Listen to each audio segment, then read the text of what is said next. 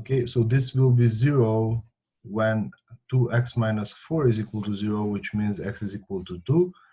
And because this part here cannot be 0, right? The exponential is not going to be 0. And then 2y is going to be 0 when y is equal to 0. So only one critical point, and that's the point 2, 0. So this came out to be not an interesting example, although I wanted to give you something more interesting. So the only critical point is 2 and 0. So I jump into evaluating the second derivative. For that, I have to use the product rule here. So that's going to be 2 times e to the power x squared plus y squared minus 4x, finding the derivative of this factor, plus by the product rule 2x minus 4 times e to the exponent, e to the power x squared plus y squared minus 4x, times the derivative of the exponent with respect to x, which is 2x minus 4. By factoring the common factor, the exponential part, minus 4x, I have 2 plus 2x minus 4 squared. And now evaluating this, because there is only one critical point, I don't have to, it is going to be easier for me to evaluate how this, how each double derivative behaves at this point, rather than finding the discriminant, the expression of the discriminant in terms of x and y, and then evaluating that at each critical number. So the double derivative in terms of x at 2 and 0 is going to be e to the power of 4 minus 0 minus 8 times 2 plus 4 minus 4 is 0 squared. So I get 4 times e to the power negative 4, which is positive. Okay. Now the second order mixed derivative, this does not depend on y, so it's going to be treated as a constant, 2x minus 4. The derivative of e to the power x squared plus y squared minus 4x with respect to y, it's right here. Here is the expression. So I'm just going to copy that. Times 2y e to the power x squared minus plus y squared minus 4x. Okay. The mixed derivative evaluated at the critical number is 4 minus 4 is 0. Right? Times 0 times anything is just 0. So I can stop right there. Right? 2 times 2 is 4 minus 4 is 0. And finally, the second order partial derivative with respect to y, f double y is equal to, here again I have a product rule, right? So 2y, derivative of 2y is just 2 times e to the power x squared plus y squared minus 4x plus 2y times the derivative of this function, of this expression, sorry, which is nothing else but f of xy with respect to y, which is this expression. So times 2y e to the power x squared plus y squared minus 4x, right? So it makes sense here to use the work that you've done prior to what you're doing at that particular moment. Factor the common factor, plus y squared minus 4x. This is 2 plus 4y squared.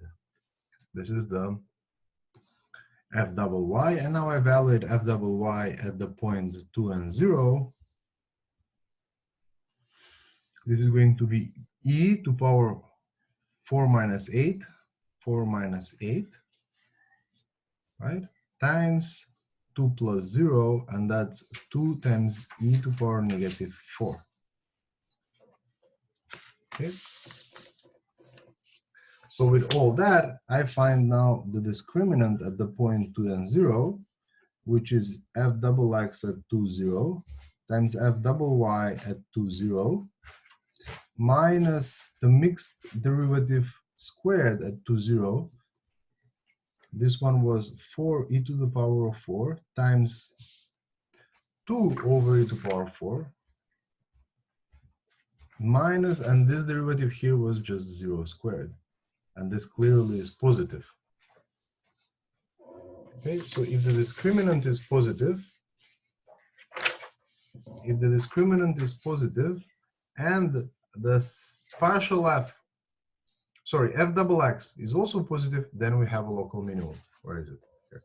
Then we have a local minimum, right? So if the discriminant is positive and this guy is positive, f double x is positive, I have a local minimum. And I have only one critical number. There was only one critical point. Okay, so f of 2, 0, and then you're going to tell me how much it is. Okay, so that's e to power 2 squared plus 0 squared minus 4 times 2, which is e to power negative 4 is a local minimum because the discriminant is positive and f double x at that critical number is also positive. Any questions?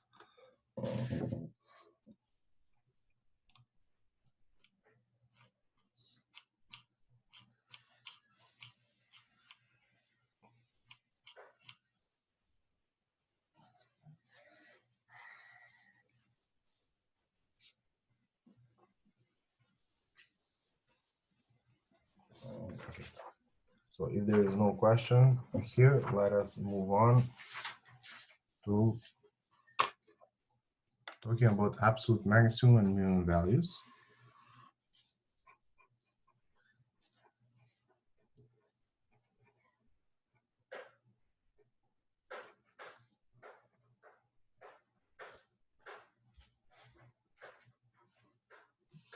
Okay.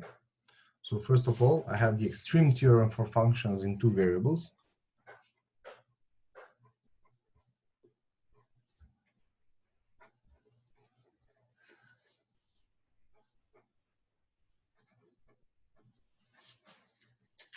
For functions in two variables. Okay. If f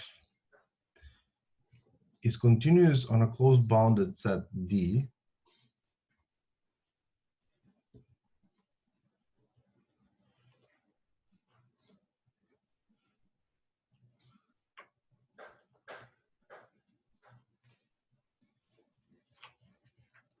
okay, of course in R2, right? Because this is a set of points, ordered pairs x, y in R2, okay? Then f for sure attains an absolute minimum value, an absolute maximum value,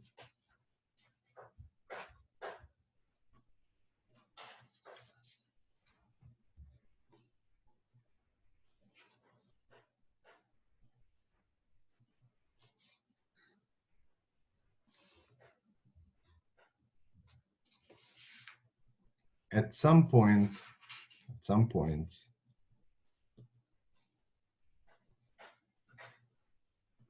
in D. Okay.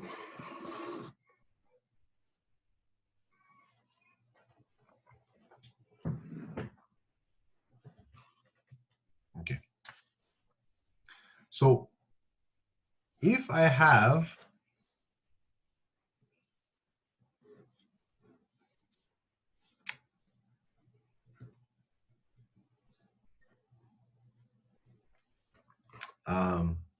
here a function z,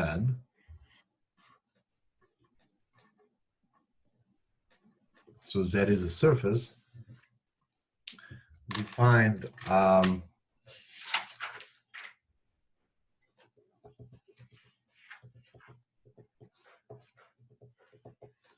so z is a surface of a function f of x, y, and let's call the domain D, right?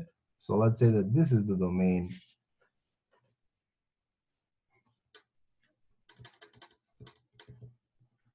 of the function. Okay, let's observe how that is going to look in the xy plane.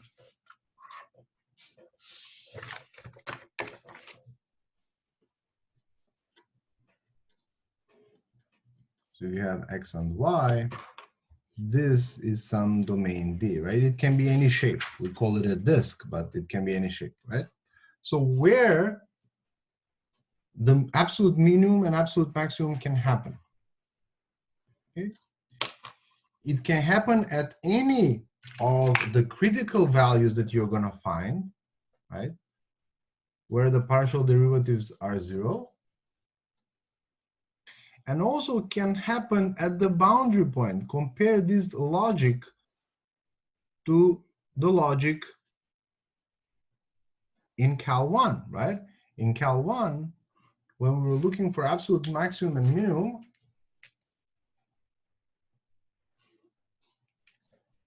right? You had some function right here, and then the maximum could happen at the critical values or at the boundary points, right?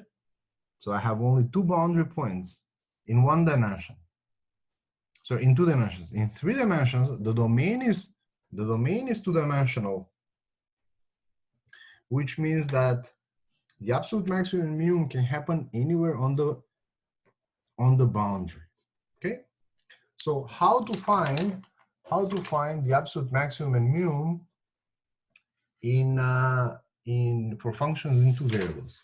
Step 1, obviously find the critical numbers. Okay,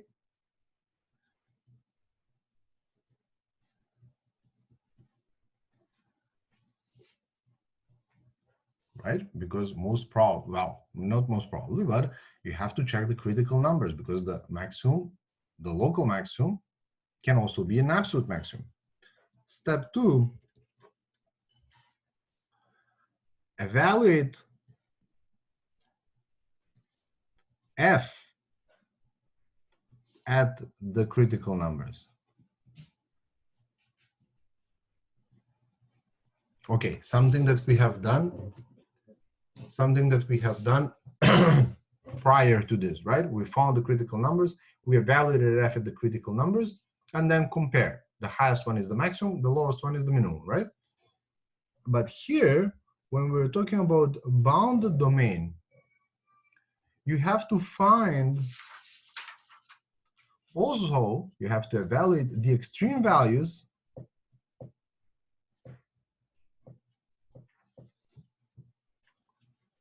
of f on the boundary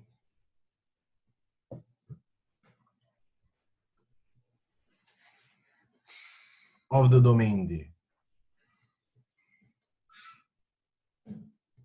Okay, so you have to evaluate the function, find the extreme values of f. That means evaluate the function f on the boundary of D, and that's the new thing that we're going to do here. And here it's compare and conclude, which means the highest one is going to be the largest one is the absolute maximum, i.e.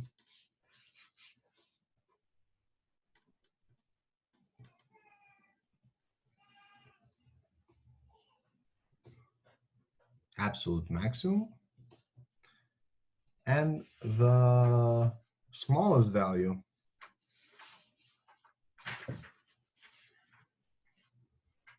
of f is absolute minimum. So the first 2 steps you already know how to do, right? That's the same method as when we were doing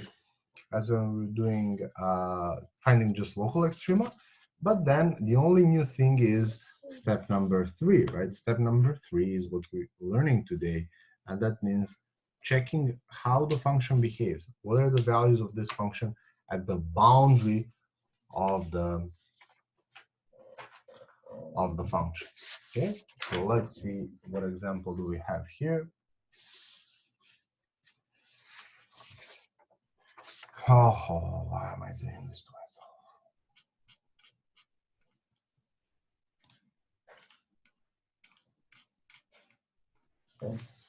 Example number 1.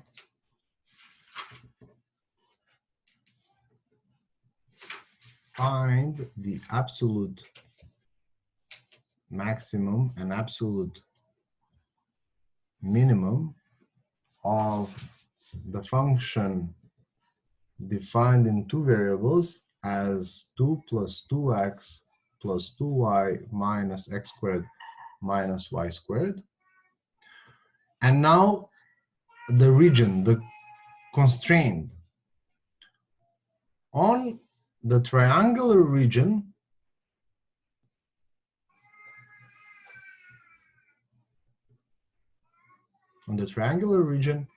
in the first quadrant, be careful, okay? So we are talking about the x and y plane, right? In the first quadrant, that's why it's not an octant, right? The octant is going to be, we have 8 of them. This is 1, then the second one here, 2, 1, 3, 4, and then below, right? Below the xy plane, 5, 6, 7, 8. But because the domain is only in two variables, we are talking about the first quadrant.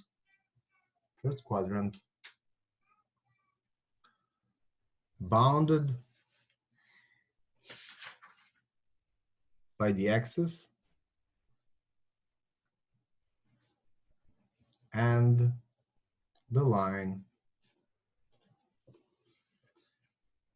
y is equal to 9 minus x.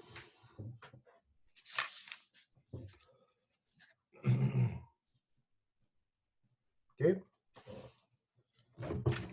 So step number 1, find critical numbers.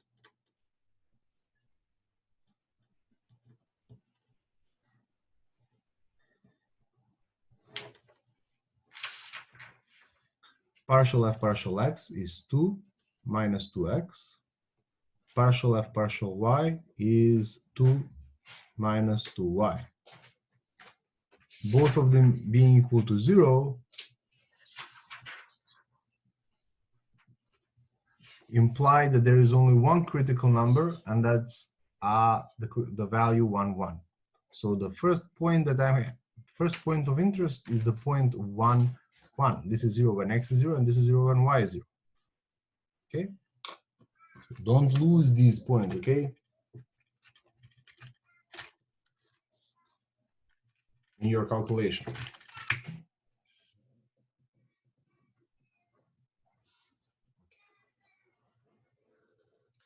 Now that's it. That's the only critical value. The only critical point, does this critical point belong to the boundary? Well, of course not, because if you look at the first octant, right, the first quadrant, x and y, right, and then it's bounded by the axis, by the x-axis, by the y-axis, right, and the line y is equal to, this is the line y is equal to 9 minus x, right?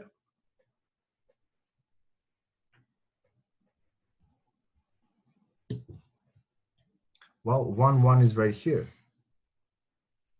This is the first point of interest. This point here is 9 and 0, and this point here is 0 and 9, right, on the x-axis. Okay. So the other points right away are going to be the points on the edges, the vertices. So point 2 is going to be 0, 0.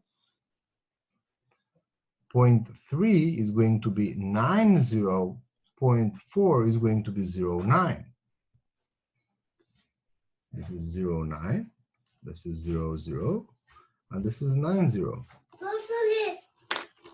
So those are the points, and you'll see they're going to come up by the calculation that I'm about to do. They're going to show up also. But an easy way is that you always have to take them into account. Okay, now let us see what are going to be the critical points on the boundary, right? So take on this segment here, on this segment here, on this line here, right? On this line,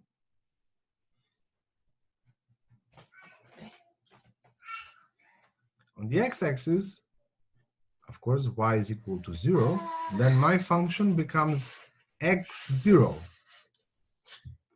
F of x0 is simply 2 plus 2x, right? 2 plus 2x minus x squared. What do I have? Now I apply cal 1 because I have function of one variable. df of x0, be careful, df, dx is equal to minus 2x. Okay, when is this function, when is this derivative 0? Why do I look for 0? Because I'm looking for the critical value of this function. How did I get this function? That's my original function, how it behaves on this part of the domain. Well, that's when x is equal to 1. But now be careful. X is equal to 1 for each y0. So another point of interest is 1, I don't have equation here, 1, 0.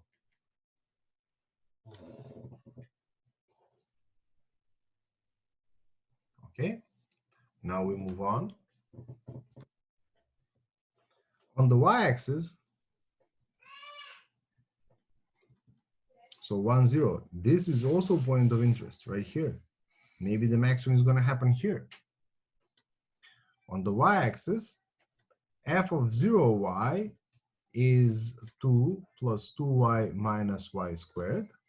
Now let's find the critical value of this expression that's in y variable. df of 0y dy is equal to 2 minus 2y, and this is 0 when y is equal to 0. So my sixth point of interest is, sorry, when y is 1, my bad, I'm sorry. When y is 1, but I got this when I took that x is equal to 0. So on this segment right here, right, the function behaves in such a way that I get a critical number at 0, 1. This one right here.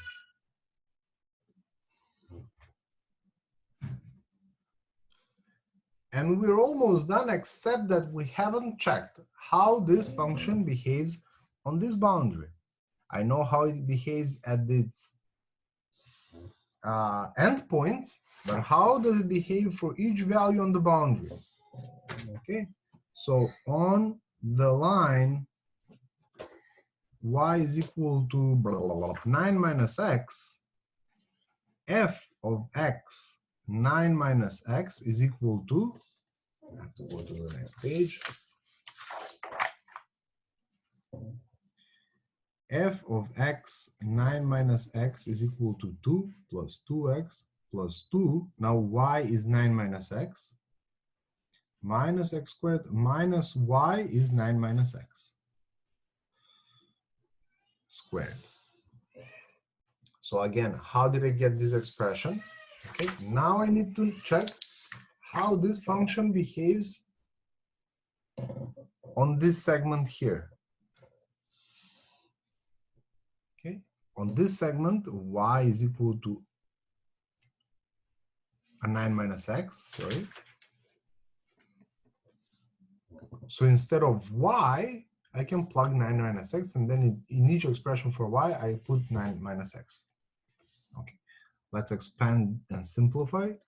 2x plus 18 minus 2x minus x squared minus 81 minus and minus plus 18x, x squared with minus x squared, which is equal to negative 2x squared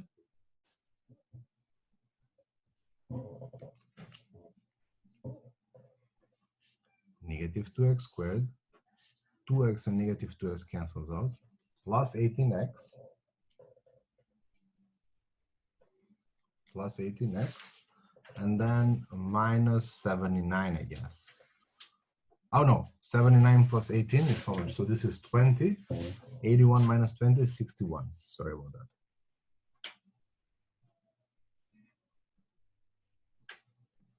61, right? The constants here. Again, I have a function in one variable in x, so let's find if there are critical numbers here. df, not partial f, but df, because we're only one variable, x9 minus x over dx is equal to negative 4x plus 18. This has to be equal to 0, and that happens when 4x is equal to 18, or x is equal to 9 over 2. Okay. So now let us find how much is y. Well, 9 over 2 belongs to this line, satisfies this equation, which means that y is equal to 9 minus 9 over 2. And if you have 9 minus 9 over 2, obviously is 9 over 2. So the last point of interest, point 7, is 9 over 2, 9 over 2. Okay? So we have 7 points that we have to evaluate. So the last one is right here that we want to find. Okay, now we are talking about absolute extrema, right? We don't have to check, we don't have to use the second derivative test. When we're doing absolute extrema, all we have to do is evaluate this function at the points that we have found. The critical points, only one critical point, and all of this came excuse me, when we took into account this boundary. So what do you have to do? You just have to evaluate here how much is f. Oh, let me just take another page here.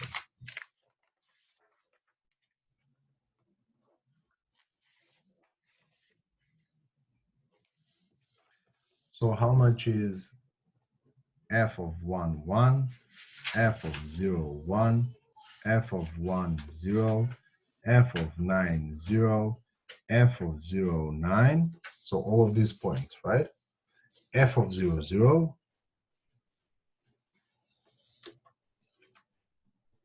And the last one, f of 9 over 2, 9 over 2. Okay, let's see. 1, 2, 3, 4, 5, 6, 7. 7 points. Okay, and here I have 1, 2, 3, 4, 5, 6, 7. Okay, so I didn't lose any of them. Well, now just calculate, I don't know. And I'm gonna write down how much I got.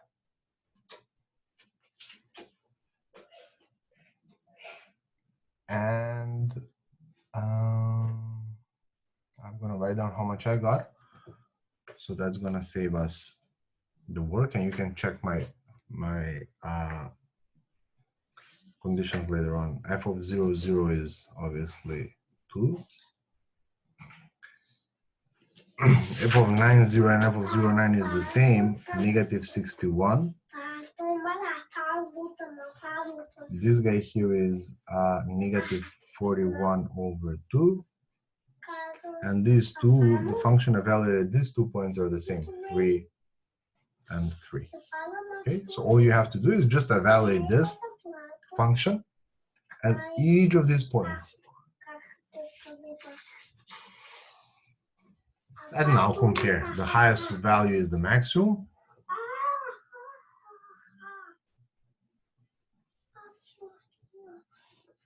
And the absolute minimum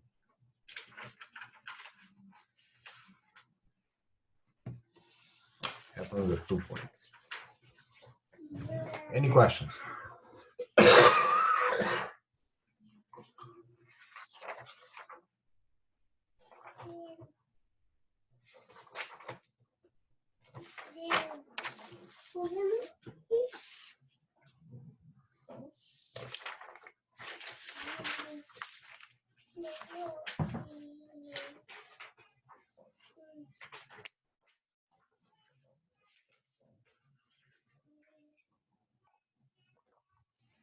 So I want to do two more examples now, and with the examples that you have that I'm gonna post from Frank's notes, I think that's more than enough. Guys, it's time for you to start doing the problems in the book, okay? So do the problems. There are a lot of problems, plus the problems on Webwork. That's enough, but although you're gonna be given 12 hours to complete the 12 hours, it's quite a lot, to complete the second test. By the way, the length of the second test is a standard 2 hours test, okay? Still, you have to, you have to be prepared to attack it, okay? So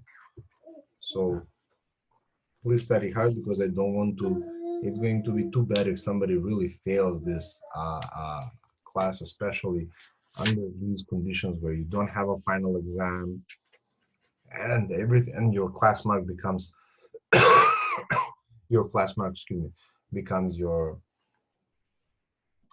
final mark. Okay, any questions, by the way?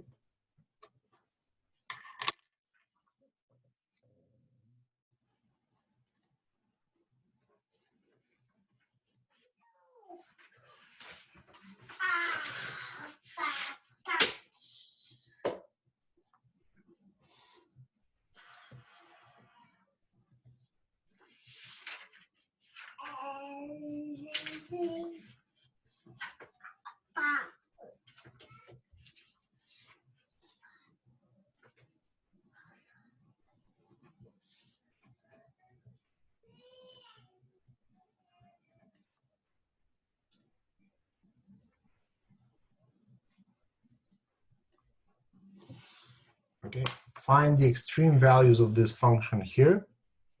2x squared plus 3y squared minus 4x minus 5. On what set? On the set defined as all the points xy such that they satisfy this inequality. And I hope you remember that this inequality gives you nothing else but all the interior points of the circle x squared plus y squared is equal to 4 squared. So the radius is 4. This inequality here means that I'm talking about the interior plus the circle itself, right? That means greater or equal. Okay, do step 1 and I'll come back for step 2. Step 1 was find the critical values. So let me see how you're going to do that. That one is very, very easy. So do that in the next 2 minutes, please.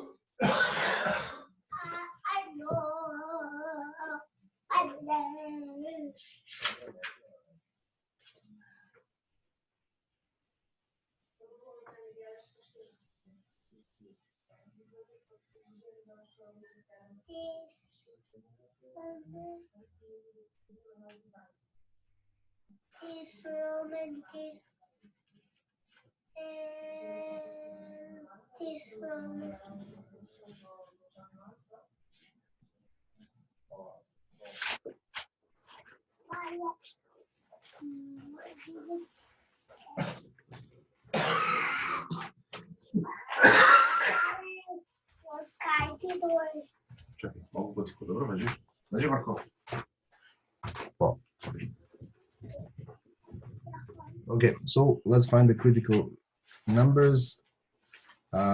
Gradient of f is the vector 4x minus 4 and 6y, and this is equal to the 0, 0 vector when x is equal to 1 and y is equal to 0. Wow, that's obvious, right? I just changed the notation a little bit. Nothing. Either you say when first order partial derivatives are 0 or the gradient vector is the 0 vector. It's the same thing. Okay, so the first point of interest is 1, 0. 1, 0, so this point right here. Okay. Now the boundary is a little bit interesting. Okay, so how are we going to do that? Well, first of all, I need to find a relationship here between x and y. So x squared plus y squared is equal to 4 squared, can be written as 16 minus x squared. And be careful, in 2 dimensions, here I'm going to talk about 2 different functions, positive and negative square root of 16 minus x squared. So that means I'm taking into account this function right here, positive square root of 16 minus x squared. Marco? And negative square root of 16 minus x squared. What are the points on the boundary? Well, these 2 points, right? In both cases, these 2 points. So right away, I have 2 more points. P, negative 4 and 0, and 4 and 0.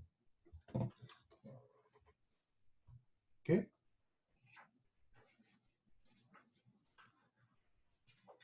So now I have to evaluate how much is f of x and y. I'm taking y square root of 16 minus x squared. That's equal to 2x squared, right, plus 3 times y squared. That square root of 16 minus x squared squared minus 4x minus 5. Okay, so that's 2x squared plus 3 times 16 minus x squared minus 4x minus 5. Or that's equal to 2x squared plus 48 minus 3x squared minus 4x minus 5.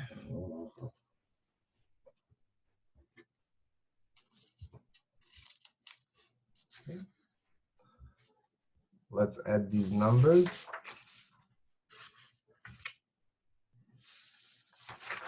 We get 2x squared minus 3x squared is negative x squared minus 4x plus, I don't know, 43.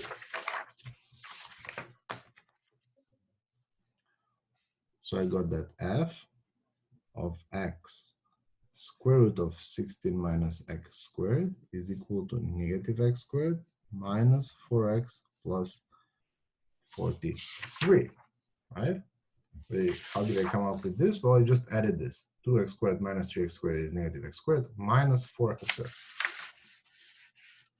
2x squared minus 3x squared is negative x squared minus 4x. 48 minus 5 is 43. Now, find the derivative with respect to x. And what do you get? Negative 2x minus 4. And this should be equal to 0. Well, this is equal to 0 when x is equal to negative 2. Right? Okay, so let's come back here and find how much is y. Y is equal to, now I took first positive, right? I took positive. Positive square root of 16 minus, this is, this is my y. Positive square root of 16 minus x squared.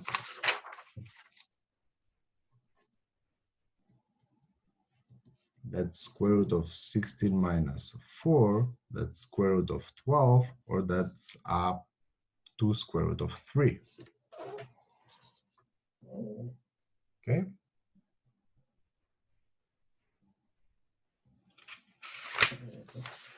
So the next point that I have to take into account is what? Is the point negative 2 and 2 square root of 3. Negative 2 and 2 square root of 3. And now, the last thing that we have to do, so this is done. Now I have to take this function into account. So that's when a y is equal to negative square root of 16 minus x squared. So you have to find how much is f of x, negative square root of 16 minus x squared. But now let's go back to our function. Y shows up only here and it's squared, right? So if I'm talking about y being positive square root or negative square root, right? Because of this square, that is not going to change anything. So basically, this expression is going to be the same as this expression. Negative x squared minus 4x plus 43. Okay, and from here we learn that double f double x is equal to 0 when, because it's the same function, x is equal to negative 2. But now please be careful. In this case, y is negative square root of 16 minus x squared, which means y is equal to negative 2 square root of 3. And with that, we obtain the last point of interest, that's negative 2 and negative 2 square root of 3.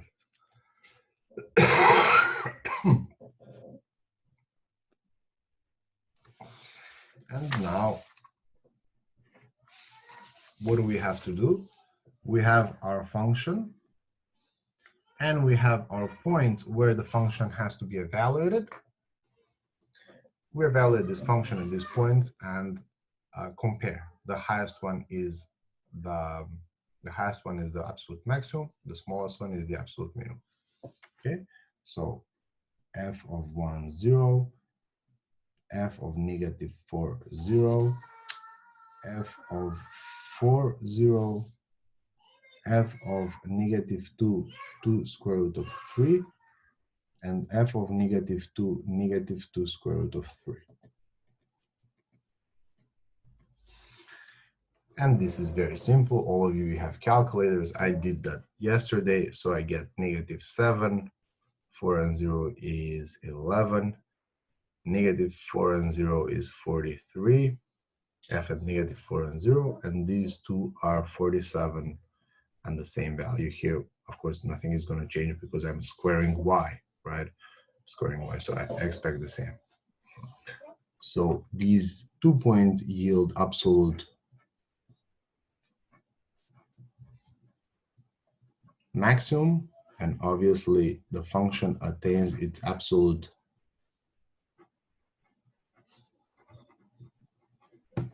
minimum at the point 1, 0.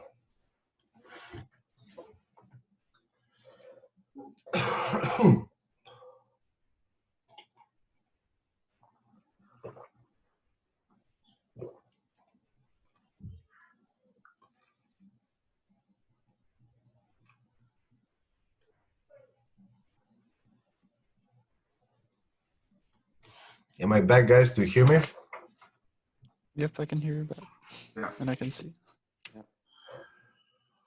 Okay, so let's do one more example and let's wrap up this section with the example posted on the notes, Frank's notes, and these examples. I think you will be fine.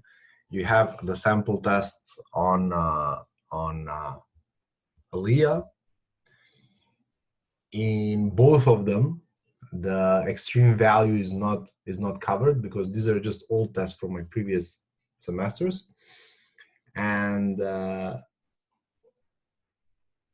during those semesters I didn't include maximum and minimum as part of the test, but with you I have. So the only thing that you have to practice is the absolute and the minimum values, and that's it. Doing the past finals or the recommended problems that you're going to find in Frank's notes, that's more than enough. Okay, so let me just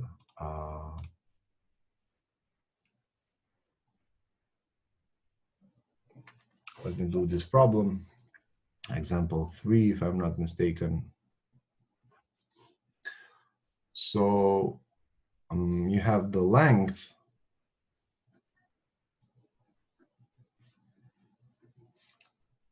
of the diagonal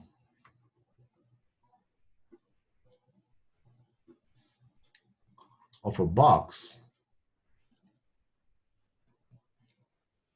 is to be 1 meter.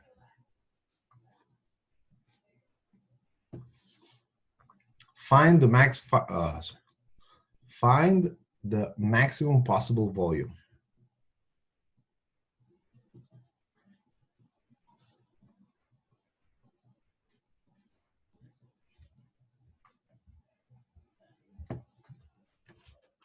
Okay.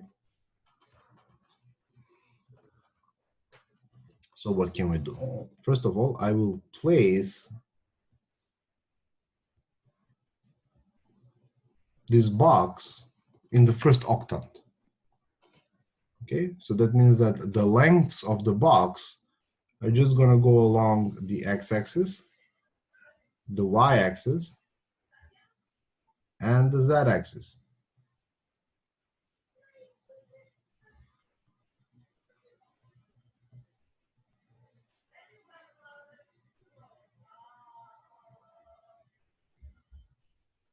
Okay, here is the box.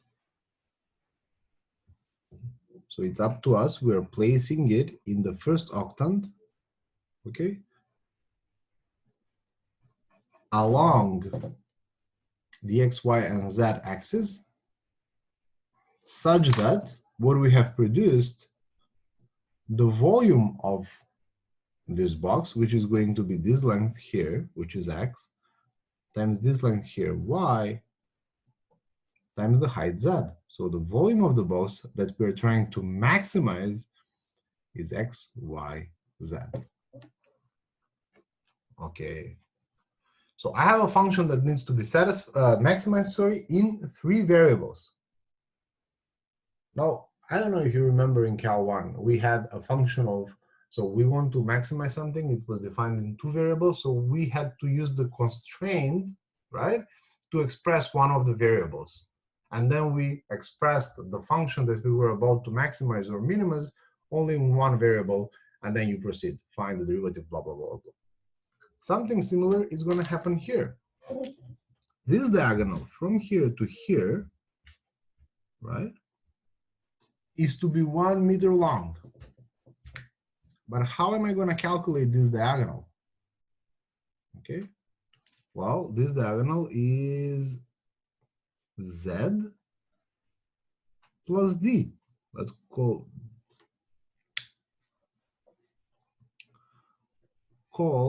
the diagonal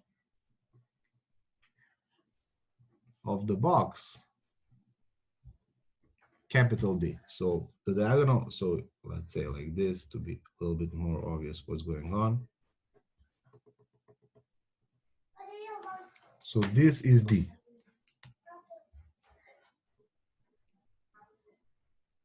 This is D. D squared is equal to Z squared plus D squared, right?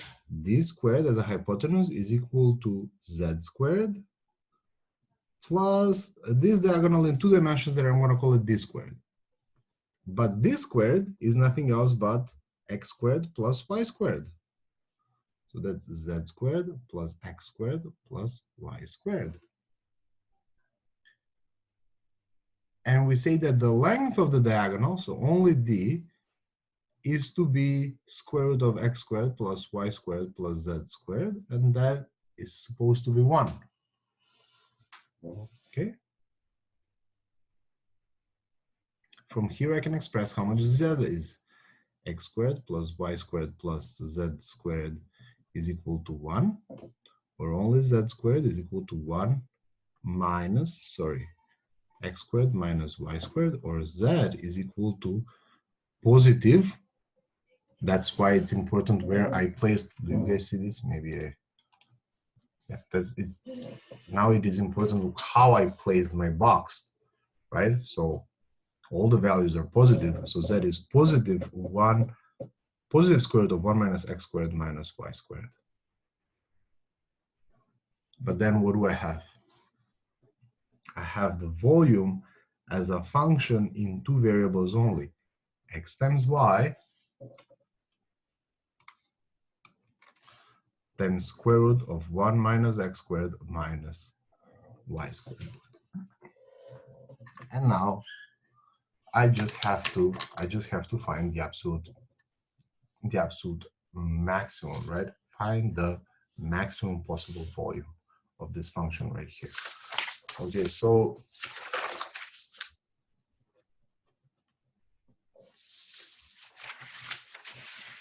let's find the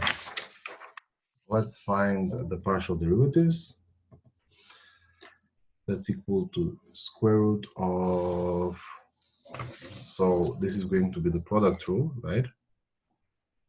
So y times this square root, 1 minus x squared minus y squared, plus xy times the derivative of this function right here, sorry, of this expression right here, which is 2 square root 1 minus x squared minus y squared times the derivative of this with respect to x, and that's just negative 2x. Okay. Bring this under common denominator. First of all, kill off these guys. The common denominator is 1 minus x squared minus y squared. Multiply this expression by this root, you get y times 1 minus x squared minus y squared. This minus here, minus x squared y. And expand this. Y minus x squared y minus y cubed minus x squared y. Finally, partial f partial x is y minus 2x squared y minus y cubed over square root of 1 minus x squared minus y squared.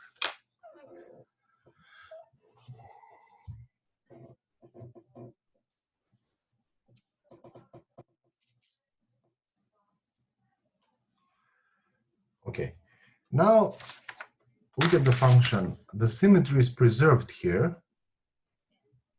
So partial f partial y is going to be x minus 2xy squared minus x cubed. Of course, you can evaluate this, you can check this, over 1 minus x squared minus y squared. Okay. So let's find the critical numbers now. So f of x being equal to 0 and partial f partial x being equal to 0 and partial f partial y being equal to 0, they imply that y minus 2x squared minus times y minus y cubed is equal to 0, and x minus 2x y squared minus x cubed is equal to 0, taking into consideration that x squared minus y,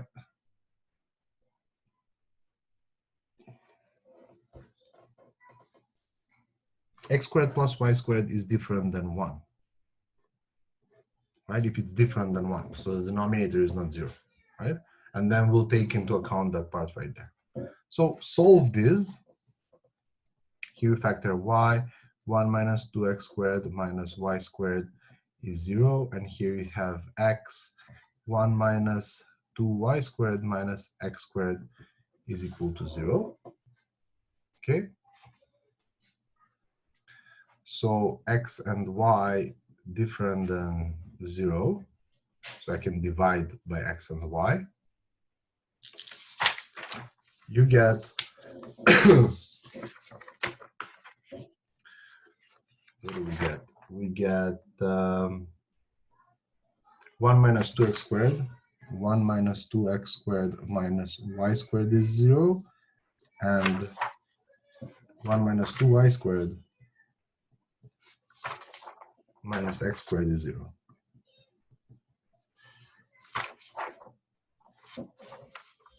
Okay. Now let's solve these equations. You can do whatever you want. You can multiply this one by -2, and you get -2 plus 4x squared plus 2y squared. And here you have 1 minus x squared. I'm just changing the order, minus 2y squared, 0, 0. Negative 2, and now add this. Negative 2 plus 1 is negative 1. 4 minus 1 is 3x squared is 0. So you get that x squared is equal to 1/3. Okay? From here, x is equal to 1 over square root of 3. Not negative. Why? Again, because of the position how I set up my problem. I took x, y, and z to be positive. Okay, from here, figure out how much is y, and you'll get that y is equal to 1 over square root of 3 also. Note that 0, 0 is also a critical number.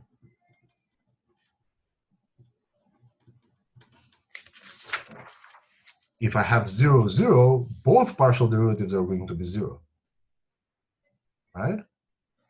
The one that I excluded here in order to solve this. Okay, so we take that into consideration. Of course, it's also a critical number, right? But in this particular problem, it's not going to play any role. Why? Well, how much is the volume of the box when x and y distances are 0? Right? Doesn't make any sense.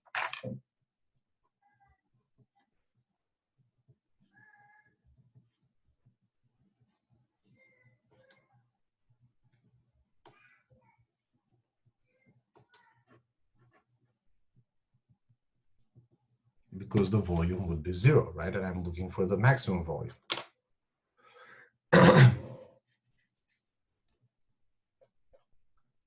Okay, and at the end,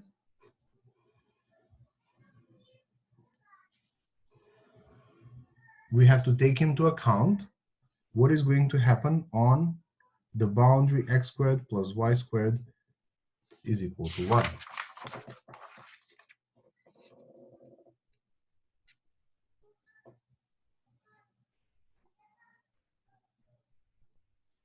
Okay.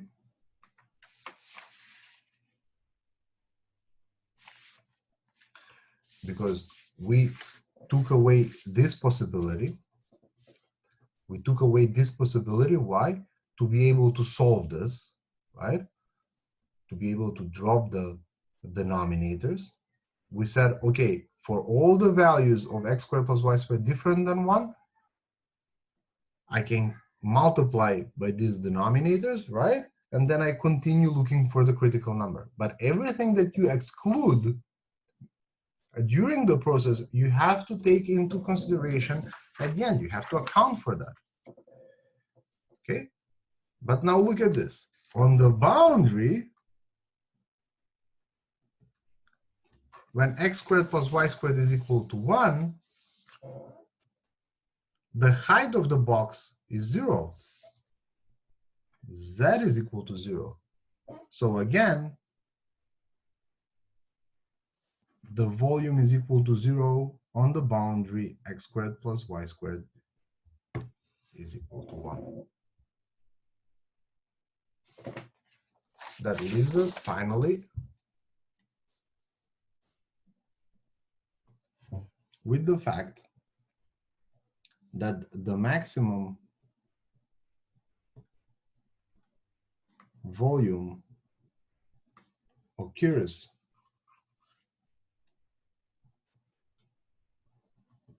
at the only critical number point, to be more precise, sorry about that, the point 1 over square root of 3, 1 over square root of 3, and then how much is going to be z? Let me just calculate here. We said that z is equal to square root of 1 minus x squared minus y squared. That's square root of 1 minus 1/3 minus 1/3. That's 1 minus 2/3 is 1/3 is the same thing.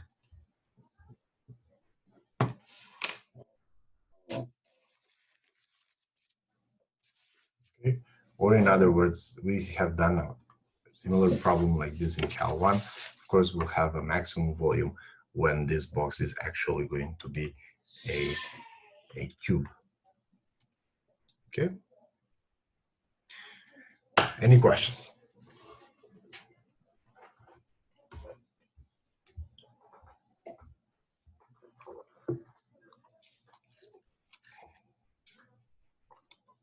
Questions, guys?